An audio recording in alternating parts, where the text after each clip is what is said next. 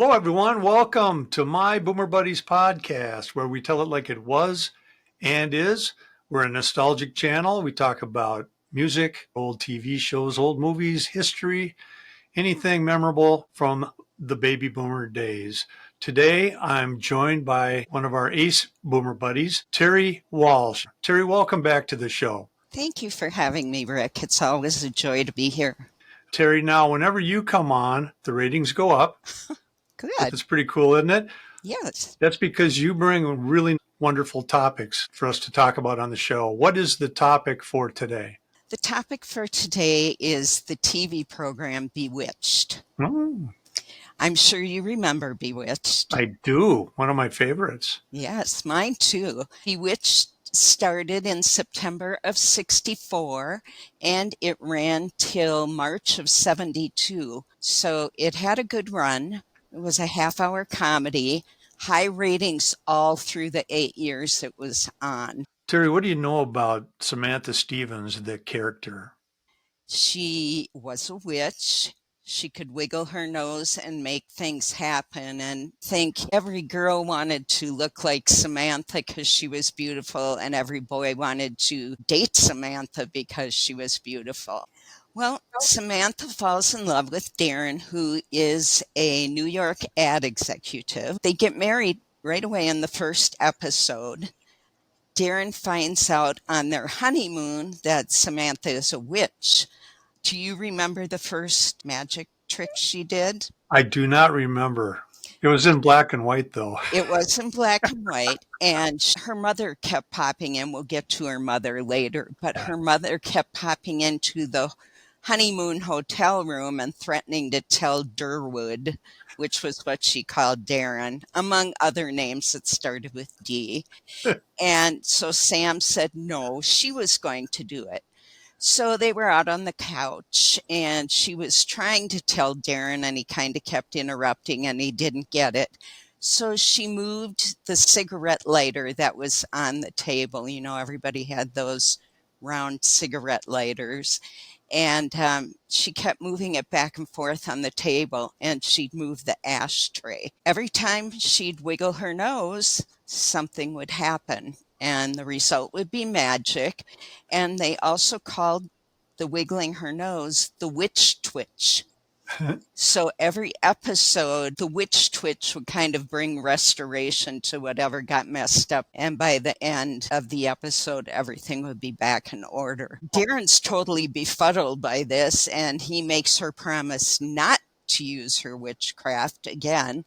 And she promises. She tries to be a good suburban housewife in Westport, Connecticut, where they lived. Enter Endora, her mother. Samantha's mother hated that Samantha married a mortal, and she would continue to try and break them up. So their life does get complicated by other characters. Elizabeth Montgomery, she was not the first choice.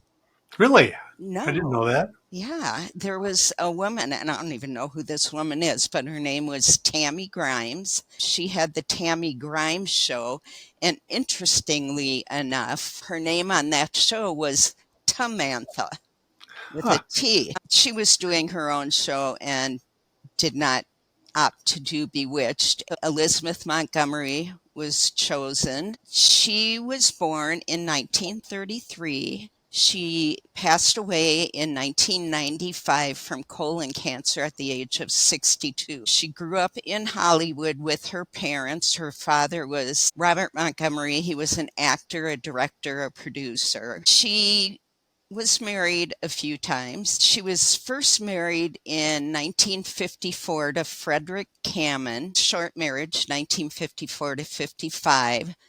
She was then married to a famous name that baby boomers probably recognize, Gig Young, famous actor. I know, I didn't know that one. From Minnesota. I didn't know that one either. So interesting. They got married in 1956 and stayed married till 1963. She then married William Asher, and he was the producer of Bewitched. They were working side by side. They were married from 1963 to 73. She had 3 children with Bill Asher, and she had all these children while she was on the show. She had 2 children on the show, 2 pregnancies, but she did have 3 real pregnancies while she was on the show. Along about the 5th season, she was not happy. She wanted to quit, and there was a little tension between her and Bill. Their marriage was breaking down. She did go on for the last 3 seasons, but interestingly enough, the 8th season, she went braless all season. I remember that. I don't doubt it. Let's see, 72, I was 15. I remember that. Okay, that was kind of her statement. She was a big advocate for women's lib, and Gloria Steinem was big in that time, and women were burning their bras. That was her last season.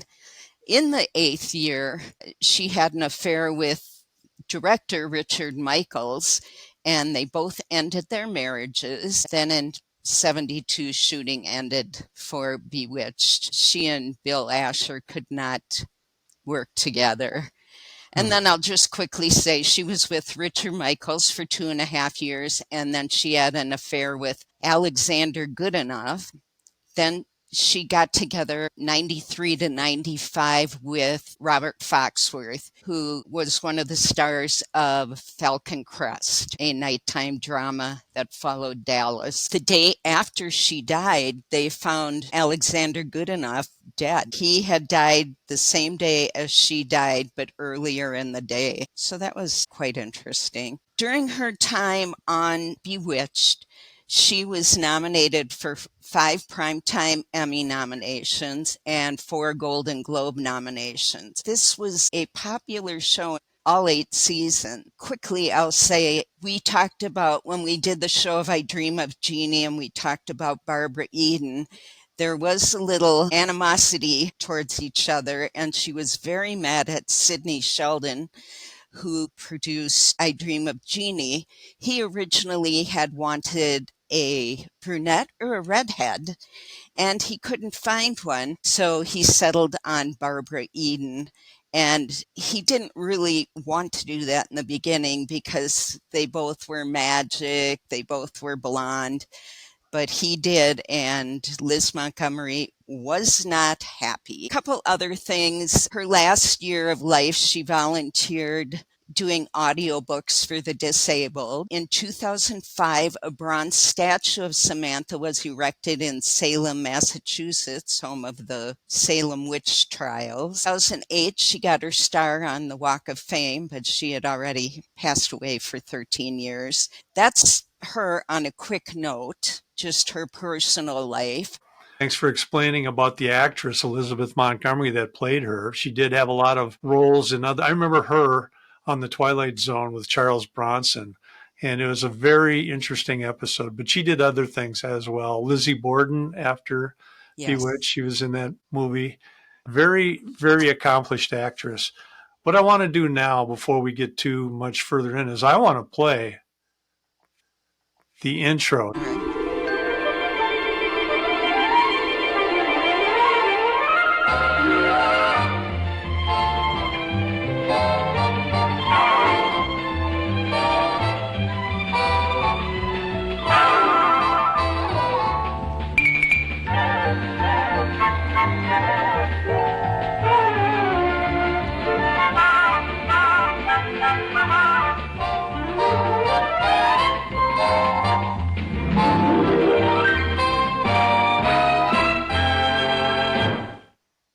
Hope it brought back memories. In that clip, you saw Samantha, and then you saw her husband, Darrin, and that was Dick York. It was one of the early seasons. Dick York was one of 2 actors to play Darrin Stephens, and the other was Dick Sargent. But Dick York played the part of Darrin Stephens from 1964 to 1969. He had some health issues, a very, very bad back, and just terrible, terrible pain. And he tried the best he could. And then in 1969, when Dick York had to bow out, Dick Sargent came in the role of Darrin Stephens from 1969 to 1972. And people like to talk about the different Darrins. Some had their favorite was Dick York. Some had their favorite as Dick Sargent.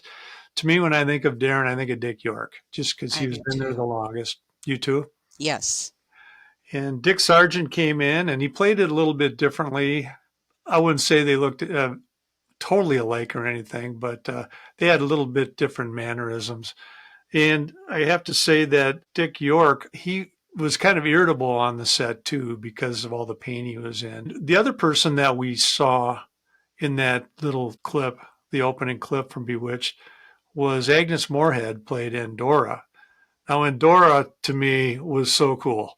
And so that was Darrin Stephens. And of course, he worked at an ad agency and he was working stiff. You know, he'd have to have cocktail parties with guests come over, and Samantha would be the wonderful hostess. And of course, hijinks always happened at those things. One of the characters that was throughout was Larry Tate, which was played by David White. And to me, he was a typical boss who flip flopped, was indecisive, didn't want to hurt the client's feelings, would throw Darrin under the bus, and somehow Samantha would come up with some bizarre thing that would make everything okay and make Darrin to look like the hero. And Larry Tate also had his wife, Louise Tate, which was played by two actresses over the time. The wife's name was Louise Tate, and she was played by two actresses, like I said. There was Irene Vernon from 1964 to 1966.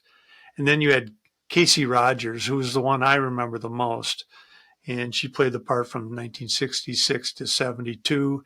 And her and Samantha seemed to get along pretty well. All the craziness that would happen in there, I don't think it really affected Louise Tate that much, but it made for some interesting scenes whenever the Tates were involved.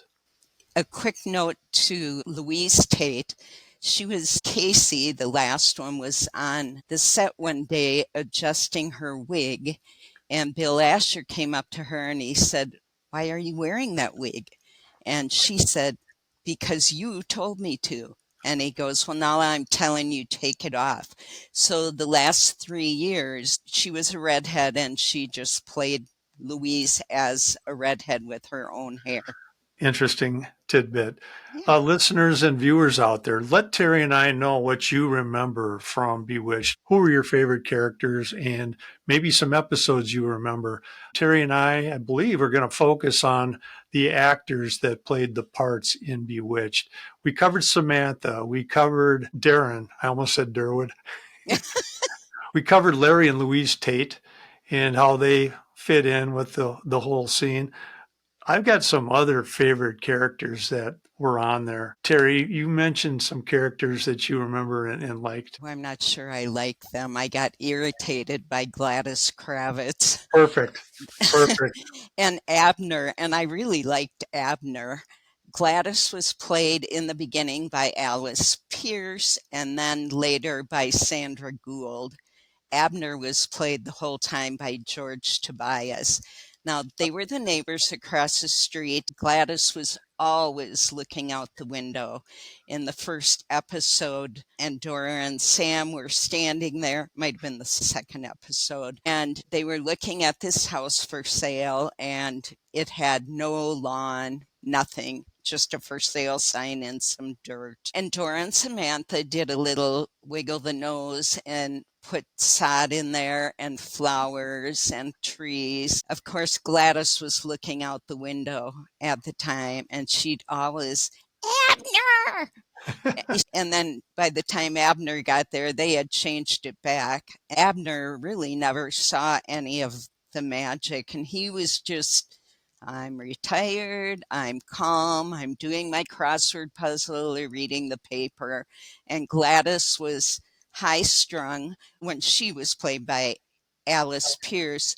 She was nosy and confused, but she did go to lunches and social events that Samantha was at. And Mhm. really didn't have any ill will. When Sandra Gould played her version, she was very, very mean spirited and antagonistic to the Stephens. What I remember about the Kravitzes is you described them very well, how I remembered. Abner was my favorite because he was retired. He didn't want to be bothered. And he always would say something, well, Gladys is just, meh, meh, meh. I'm sure there's a reasonable explanation. Abner would say, leave me alone.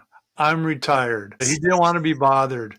And like you said, the two actresses that played Gladys were very different in the Yes, approach. But good old Abner, he just smoked his pipe and got through it. yes, And he seemed like a really nice guy, too. Somebody he, you would want as a neighbor. yes, he did seem like someone you'd want as a neighbor. Interestingly enough, there were no Kravitz on the eighth season. I'm not sure why, but Hmm. they were done. Yeah, and from what I understood when I read about George Tobias, who played Abner, he just kind of went off, grew his face long, grew a beard, and just wanted to be left alone. I don't even think he had a phone because when they had something with Tabitha, some movie or series later on, they had to get a hold of him somehow, and he did do an appearance on there. But Oh, wow. Abner Kravitz, one of my favorites. Yes. Who else did you like? I loved Aunt Clara. Me too. That was my next favorite. Viewers out there, you remember Aunt Clara? She was always confused. She was on what I think 27 episodes, and she was a favorite. She had a quirk because her spells didn't really work right. It was kind of like her mind, cloudy. But she would Yes. always say, "Would you like to see my marvelous doorknob collection?" 3,000 doorknobs. And in real life, she had a doorknob collection, the actress that played her. So that's where they got that. And she liked Darrin. She was probably the only one, of all the witches and warlocks that really liked Darrin, and he liked her. And she was played by Marion Lorne, and she was beloved by the cast. She really was. She was a favorite. Yeah. And she died in 1968. Yeah. So obviously that was her End of last time. Yeah, end of the fourth season, and they did not recast her. And I don't think they could have. Oh no, no. They couldn't have recast her. They brought in Esmeralda, played by Alice Goldsleeve. They just brought in a new character, and I believe she was the maid for the Stevens, the Hmm. housekeeper. Yeah. So who else do you remember, Terry? I remember Uncle Arthur, played Oh by yeah, Paul Lynde. yeah. He was a favorite. He was Yes. so good. The middle square in Hollywood Squares. But he was Endora's brother. He loved to pull pranks. He loved to pull pranks many times at Darrin's expense, but he was less antagonistic towards Darrin than Endora was. And he was very fond of his niece, Samantha. Yeah. And he, like you said, he was a prankster. He would do things like if you opened up a pot on the stove, his head would come out of the pot. Or if it was a buffet, if there was some kind of a plate, you know, there's his head. His comedic timing was just perfect. And Yes. Paul Lynde, we could do a whole show on him. Oh, we His whole could. life and everything. It was a tragic life, always wanted to be approved of, and he was very self-conscious. And but what an amazing talent. Maybe we'll do that down the road, Paul Lynde. Yes, Bill Asher and Elizabeth Montgomery presented another show after to take Bewitched place. And Hmm. that was the Paul Lynde show. It only lasted one season, so you may not even remember it. But I remember the title of the show. I may have watched it. It didn't last too long. He always wanted to be a movie star. yes, He liked the adoration. Again, we'll do a whole show on Paul Lynde, but he really added to Bewitched. It was a great character for him. You know, Elizabeth Montgomery had to play the same character over and over, and she got tired of it, as you mentioned. They wrote a character in called Serena. What do you know about Serena? well, Serena was played by Elizabeth Montgomery. She was Samantha's cousin. And interestingly enough, in the credits, her name was listed as Pandora Spox. and that was Elizabeth Montgomery's little take on Pandora's Right. box. She was the cousin on Father Maurice's side of the family. She was on Bewitched from 1969 to 1971, and she had just raven black hair. She pretty much looked like Samantha. She had a tattoo under her left eye. I don't remember that. She thought Samantha and Darrin's life was pretty square. She always called them square, and she always flirted with Larry Tate and called him Cotton Top. That's right. I remember that. She was very free spirited from what I remember. Yes. And you know what? Getting back to Paul Lynde just for a second, I had read that he really liked working with the character of Samantha, but he didn't enjoy working with the character of Serena, even though it's the same actress, Uh, just because Serena was kind of a scene stealer. And okay. Paul Lynde, Uncle Arthur, got jealous of that Wow. scene stealing because he liked to be a scene stealer and he was so good at it. But that's a little tidbit that I read. That's very interesting. I did not know that. And then how about Dr. Bombay? What do you remember about Dr. Bombay? When they needed to fix something or someone was sick, got spots all over their face that they couldn't get rid of, or some ancient disease, Dr. Bombay, come right away. And he would pop up on a camel because he was on a safari or something. Whatever he had been doing, he'd pop up still dressed in that costume, just dropping in from his vacation wherever he was. He didn't always get the spell taken care of right away. I mean, it took him a few times, a lot. Right. And he was played by Bernard Fox from 1967 to 1972. I remember him from being on Hogan's Heroes, Bernard Fox. And Yes, good actor, really good actor. We he can't was. forget Samantha's dad, We Maurice. cannot. Maurice. Maurice was the only warlock in the House of Lords, and he used to come on the scene usually with a line from some Shakespearean play or something, Yep. and he would also go out with a Shakespearean verse. He called Darrin Duncan and Dustbin, which is really off the mark. His name was Maurice, and in real life his name was spelled Maurice, but he went by Morris. Morris Evans, Morris the Evans. actor's name. Now, we can't forget about you got this mortal guy, Darrin, and you got Samantha. They had to raise a family, didn't they? They absolutely did. She got pregnant. They had a baby girl named Tabitha. Hmm. And that baby girl was first played by one baby and then a couple sets of twins. And then when she got older, she was played by fraternal twins Aaron and Diane Murphy. Well, in season 3, they started looking less alike. And so Diane was dropped and Aaron played the role. Although Diane was in a few scenes where I don't know if Aaron was sick or what the deal was. That was pretty much from 1966 to 72, where Tabitha was played by Aaron Murphy, correct? Yes. Yeah. And then there was a spin off in 1977 called Tabitha, and Lisa Hartman played Tabitha. Very short lived. I think it was one season. Here's a weird fact. Tabitha, her name in the production credits until season 5 was spelled Tabatha, Tabitha. And in season 5, it was changed to Tabitha. Hmm. Don't know why. That's what I always thought it was with an I in the middle. Yeah, it was after season 5. That was surprising. And having Tabitha come in to the episodes brought whole new stories they could do.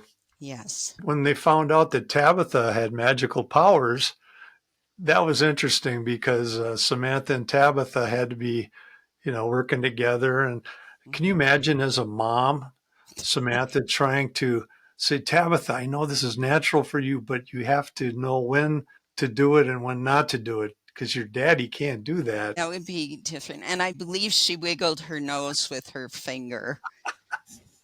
I'm sure she couldn't wiggle her nose. How many of you out there tried to do that at some point? I thought about it, but I know I'm on camera right now, so I didn't. Yeah, I tried, and I'm not going to try on camera, but all I could do is make my mouth move. So, Again, this is my Boomer Buddies podcast you're watching or listening to. I'm here with Tere Walsh, Ace Boomer Buddy, and she always brings in wonderful content. We're talking about Bewitched, the show, and focusing mainly on the characters from that series. We cannot forget the last family member brought into the Stephens household. Adam Stephens, and he was their second child, and Adam also had the powers. He was a warlock, which thrilled Grandpa Maurice. And I'm sure it didn't thrill Father Darrin. No. Darrin, he just suffered. He had to suffer everything, didn't he? He really did.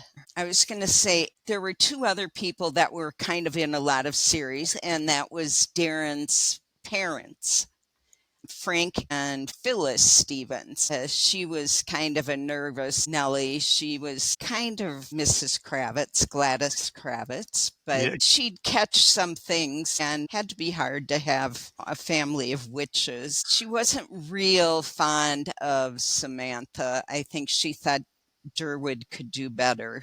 Durwood. Yeah. Although she did call him Darrin because she named him that. So. Correct. I don't want to sell Endora short. No. Agnes Moorehead was a terrific actress. I saw her on Twilight Zone too. Just a very, very prolific actress. I thought she was very good in the part. What I remember was having a colored TV and seeing Bewitched, and her eyes had all these colors in it. And she looked magical. She looked exotic, I guess is the best way to put it. Yes, bright red hair. Yeah, she had a very storied career, 5 decades. She was in radio, stage, film, television. You say you saw these people on Twilight Zone. I've been tuning into Alfred Hitchcock lately. I saw in the last few weeks Agnes Moorehead, Elizabeth Montgomery, Dick York, and David White. I saw all 4 of them on there just recently. That was interesting. Terry, I want to do a show exclusively on character actors. I do watch a lot of old TV like you do, and I'm just amazed at the roles that they play. I mean, they were working actors, and that was their thing. Yes. You look at their credits, a lot of them overlapped, and I'm just amazed at how good they were. Definitely. Agnes Moorehead was also the first female host of the Academy Awards in 1948. So that's a great accomplishment. Interestingly enough, she died of uterine cancer at the Mayo Clinic, for all you Minnesota people. She contracted the cancer after being exposed to radioactive fallout from atomic bomb testing while she was filming The Conqueror in Utah. They had a cast and crew for that movie of 220 people, and 91 of them had some form of cancer by 1980. Okay, we've been talking about Bewitched, the Yeah. characters and the actors that played the characters.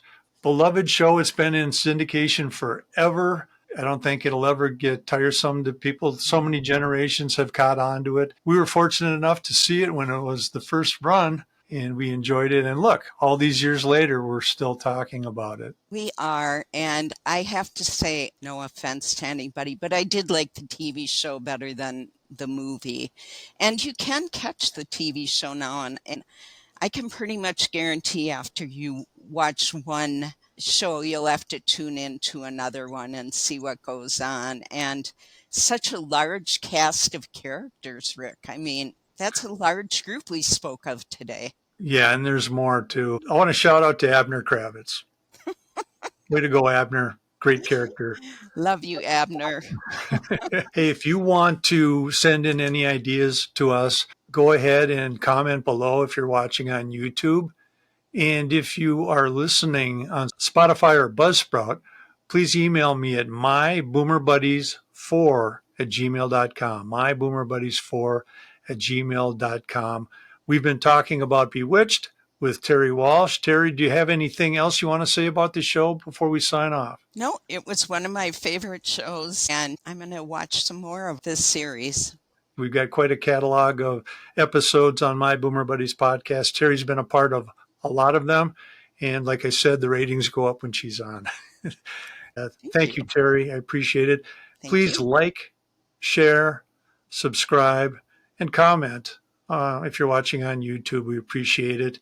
And go ahead and let us know what you think. If you had a favorite character, we want to know that. If you have content ideas, we want to know that. If you want to be a guest, that's cool. Let me know that too. Terry, you have an illustration print. It's just a beautiful piece of artwork. Your husband, the late, great James Walsh, it's a tribute to him. You have some of those limited editions that you can have available to people if they want them, correct? Why don't you tell us about it? I do. I have some of the prints left. As you know, we've talked about it before. Joe and Rick were kind enough to have this commissioned by artist Bruce Peterson, a local artist. You can get a print from me. I think fans of Gypsy would just be really happy having this print. It's such a good print, and Bruce is such a fantastic artist, and everyone who sees it thinks it looks just like James. So if you are interested, we are letting them go now for $25. We're slashing the price. You can contact me at the email stew854@hotmail.com, and that's stew854@hotmail.com. And grab one while there's some left, and they are numbered. They are signed by Bruce Peterson, and I think it's a great thing for any Gypsy or James Walsh fan to have in your possession. James Walsh, then and now. And if you don't know about Gypsy, they were one of the critically acclaimed progressive bands back in the day. Gypsy was ahead of their time. And if you have a music room or if you love music, go ahead. I encourage you to research Gypsy, the band Gypsy. They were from the Twin Cities, went out to California to seek fortune and fame, and they were the house band at the Whiskey A Go Go. They are just fabulous. So check that print out from Terry. Thanks, Rick. I appreciate that. For Terry the Ace Walsh, I'm Rick Reed. My Boomer Buddies podcast. Thanks for watching. And until next time, we'll see you Around the block.